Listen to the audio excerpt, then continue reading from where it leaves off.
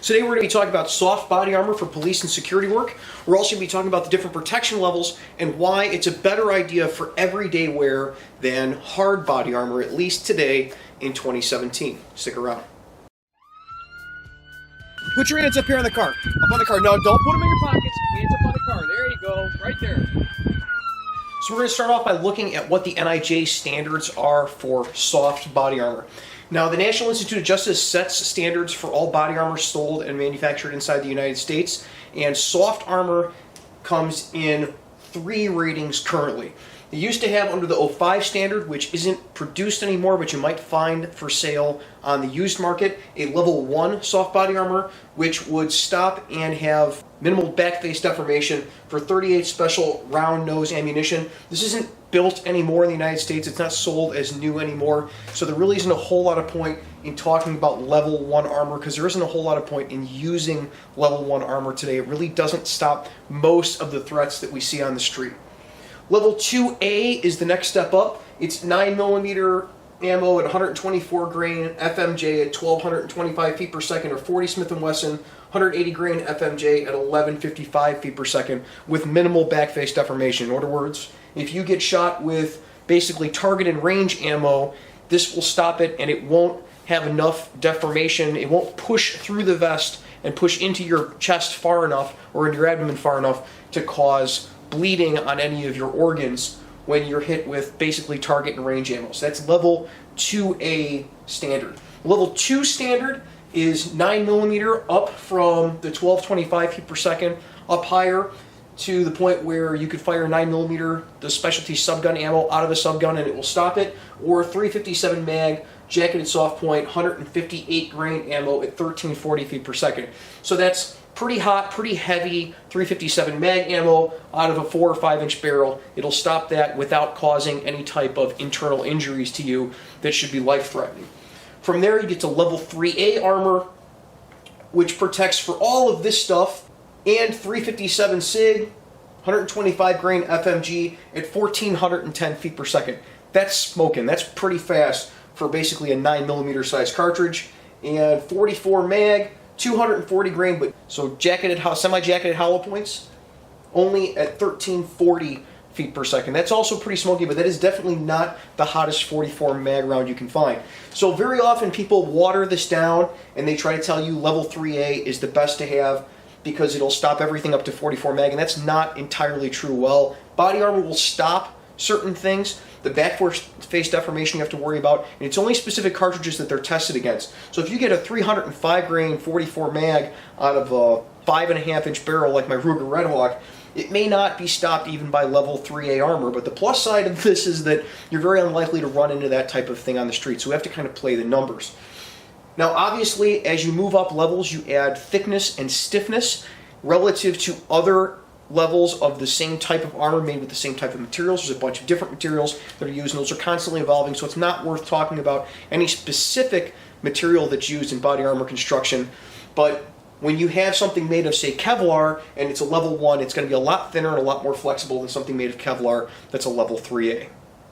The same with Spectra, Dyneema, or whatever the new thing that they come out next week that I haven't even heard about yet is. The other thing to take into consideration with soft body armor is the cut. You can still in some places get very small soft body armor that only covers a very small area of the vitals, and companies will sell those inside plate carriers that are supposed to be for hard body armor. And you have to think about the difference between those small plates that might go into a backpack or into a plate carrier that's going to carry just soft armor, not hard armor plate, the surface area that you're protecting, but because armor only protects the area that you're covering. And coming on from there, we're going to talk a little bit about hard body armor. Now, hard body armor, the typical size you're going to get is a 10 by 12, such as this, right here. This is a 10 by 12 polyethylene hard armor plate. This stops everything that is not AP, basically. So 762 by 39, 223, M855, all of that is within the specification for level 3, which comes as a hard armor. Now, the difference between level 3 and level 4 is that in level 4 it's tested against a single round of 30-06 AP. Now that's all the NIJ tests against with these different armor protection ratings for hard armor and for soft armor. These are the specifications. I'll put a link down below for more in-depth into what the process is. They tumble them, they spray them with water, they submerge them, they do all sorts of stuff and make sure that they'll still meet these tests. And there's a couple other ammos that they don't test against, but this gives you kind of an idea of where you're at with different levels of soft body armor, the different protection levels that you're at. And on there you also see the back face deformation requirements that the NIJ uses to determine whether or not this round was stopped, not just stopped, but stopped effectively to protect you.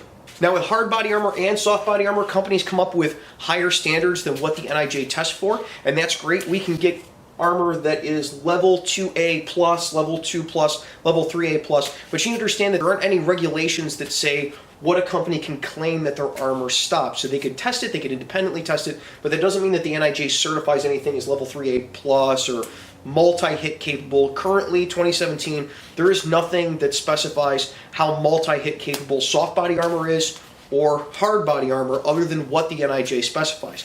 So with level 3, it'll stop 308, it'll stop 2 through 3, most of it that's available today.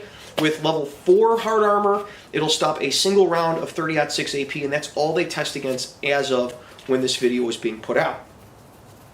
Now, there are companies that will claim that they're multi-threat, multi-shot tested, level 3, level 3 plus, level 4 plus multi-shot tested. That's all well and good, but there's nothing that says that those companies have to tell you the truth. So if you go to something that's like that, you want to make sure you get it from a reputable manufacturer. Now, in hard armor, there's a huge difference between polyethylene, ceramic, and steel. The polyethylene plates are generally going to be the lightest, but they are also the thickest. They come in at an inch or a little above. Your steel plates, for comparison, here's a steel plate on top of a polyethylene. You can see the steel plate is a whole lot thinner. I mean, way thinner. The difference is, while a polyethylene plate only weighs about 3 pounds, this will weigh 7, 8, 9 pounds. They can get really heavy if you start going up from your standard 10 by 12 up into higher sizes if you're a bigger guy.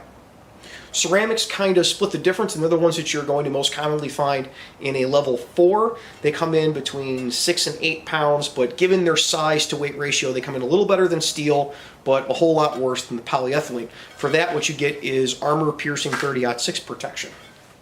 Now, the most important differentiation I like to make for people when they ask me about soft body armor or hard body armor in the comment section, a lot of guys say that they don't have the money to buy soft body armor because they look on whatever website and they see the really high-end soft body armor that's meant for agencies to purchase for police officers or security guards, and they say, I really can't afford that. So especially with security guards, what I get is guys say, I'm going to get a plate carrier and I'm going to get steel plates and I'm going to carry those because, you know, we've got a bunch of rifle threats in the area that I work anyway, which to the bunch of rifle threats in my area that I see anyway for a security guard, I call shenanigans unless you're working like at a nuclear facility or something. You probably don't have a whole lot of rifle threats. The vast, overwhelming majority of ballistic threats that you're going to find inside the continental United States are going to be up here on this board. In fact, I don't even think this level 3A is a really viable threat for most police officers and security guards. The most viable threats that you're going to find in the street, the thing you're going to find most is 9mm, 357 mag, 40 Smith & Wesson, 38 Special.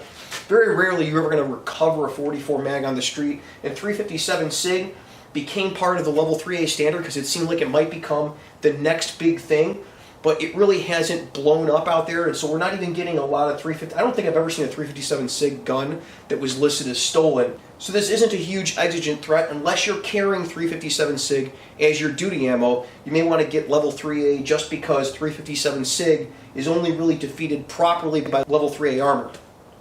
Now the big thing that you lose when you go to rifle plate over soft body armor is surface area. And we have to talk about the surface area issue.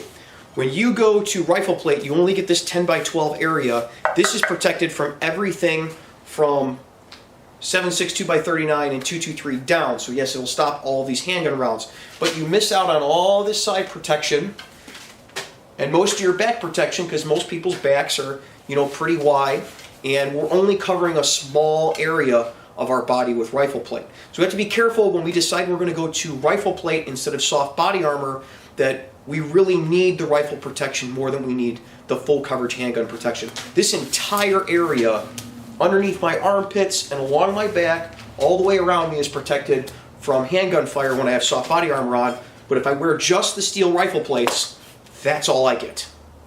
The area directly under the steel plate. Finally, when talking about body armor for police and security work, we got to talk about trauma plates. Trauma plates are an additional layer of protection that you would slide inside of the Velcro area on soft body armor. Soft body armor often comes with a pouch in the front where you could slide a ballistic plate in. For instance, this armor that I'm wearing from Safe Life Defense actually has a pocket in the front that is big enough that I can slide a steel plate, a full-size 10 by 12 steel plate, into the front of it. While this might be a little heavy for everyday wear, in an emergency it's nice to be able to slip a large steel plate in the front. But for everyday wear, there are also 8 by 10 and 5 by 7 plates that are smaller, that are still rifle rated, that some people wear. Like me, I wear a smaller rifle rated plate in the front of my vest. And there are trauma plates which aren't rifle rated or ballistic rated, whose primary purpose is to keep the back force deformation down. You can also get various sizes of trauma plates that you can slide in the front that are level 3A rated plates, which means that they independently will stop all of the ammo up to the 3A standard. So you basically got a small vest on top of your other vest, which greatly improves your back face deformation over just wearing the soft body armor. I highly recommend trauma plates, at least trauma plates in the vest in the front and in the back, so that if you get hit square in your sternum, you don't end up breaking, 5-6 ribs if you get hit with a bullet. The body armor does a great job of stopping bullets. It's the trauma plates that do a much better job at keeping you in the fight, which we've talked about before in other armor videos. So when people ask me about recommendations for body armor for police who have to buy their own, or security guards who have to buy their own body armor, or everyday people who find themselves in dangerous situations a lot and want to have body armor to protect themselves either as a replacement for a firearm or as an augmentation to a firearm, my recommendations inside the US as of today are as follows. A soft body armor vest with a lot of coverage area, something that the armor touches or almost touches on the sides of your body, level 2 or level 3A. This gets us to all of the rounds that we should be using for personal defense and all of the rounds that are likely to be used against us by most of our common criminals. Everything 9mm, 124 grain, bonded bullets, 40 Smith & Wesson, 45 ACP, 380, everything below that, 22 long rifle, 38 special. This gets us through everything, all of that. Level 3A gives us that same capability, but adds a little less back face deformation when we deal with those rounds. So if we get hit with 9mm, 124 grain with a level 2 vest, it's going to hurt. And with a level 3, it's going to hurt a little less. It's going to keep us in the fight a little bit better. It also gives us a little more protection from 12 gauge slug or 44 mag, but those aren't really threats that we find an awful lot on the street.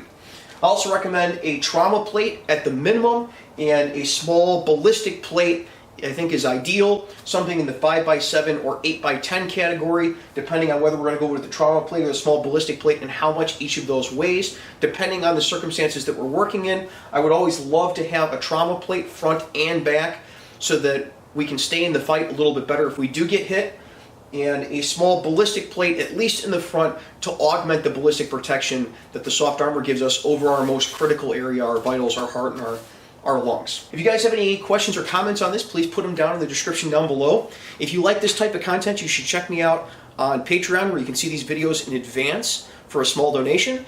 And on Instagram, down below, you can see the things that I'm doing. I try to post on Instagram every day. Please check out Safe Life Defense, who gave me the vest that we're using for this video, and also Tier 1 Firearms, whose support has really helped us expand the equipment that we have and the time that I can spend making content for all of you on the channel. Until next week, you guys be safe and take care of each other.